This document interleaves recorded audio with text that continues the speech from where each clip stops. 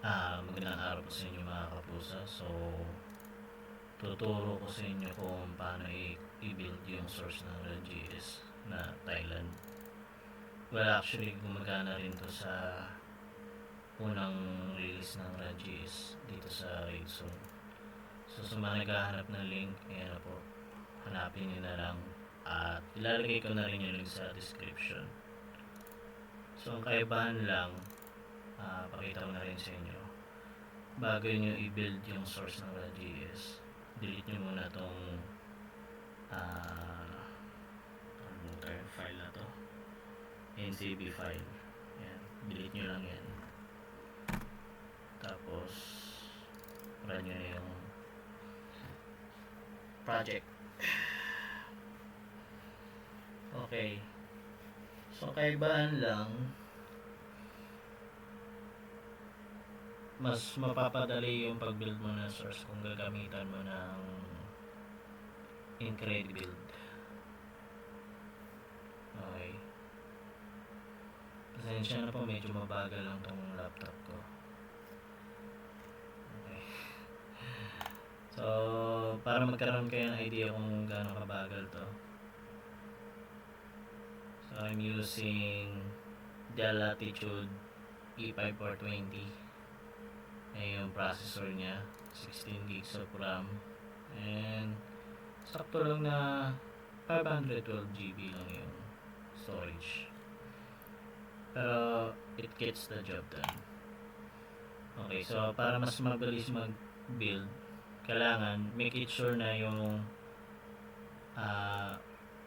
Visual Studio 2008 nyo updated na siya, pati yung SP1 nya. So yan yung information. Make it sure na naka-install na yung updates, Visual Studio 2008, tapos yung SP1 update niya. Okay, tapos try natin i-build yung server files, yung agent, field, login, tapos session,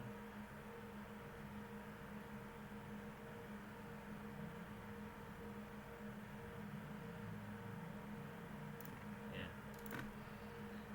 using Incredibuild. Wala siya na ng other options, no? So mas maganda i-build na lang natin ang buo. So bago muna mag-build, punta muna sa options, sa projects and solutions, and directories. So punta tayo dito sa include. Para ma-build nyo ang RunGS source, make sure na ganito yung susundan nyo na solution directory na open and close parenthesis. Ayan, pwede nyo i-post yung video para makuha nyo yung tamang directory. So yun yung includes ko. Ito yung sa libraries. Ayan,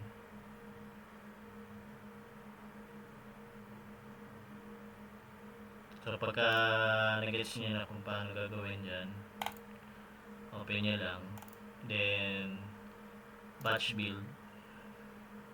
Pagkatapos ng batch build, make it sure na ang isa-select nyo ay release win32.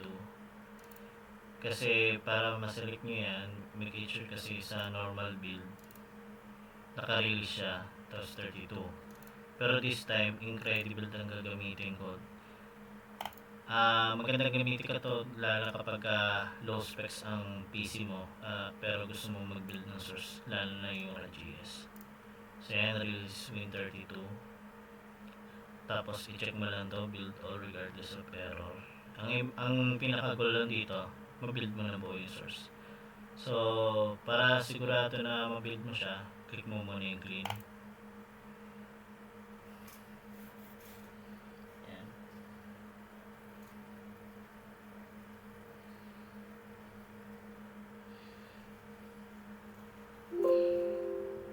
Okay, then build mo tong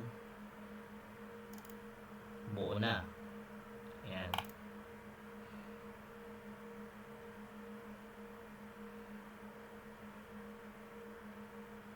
Antay mo lang yan matapos. Gagawa na lang ako ng separate video kung paano mag-install ng Incredible. So, yeah. Ikakat ko na lang to pagka natapos na siya. Or i-post ko na lang siguro. Pero walang post kasi dito sa OBS, you know.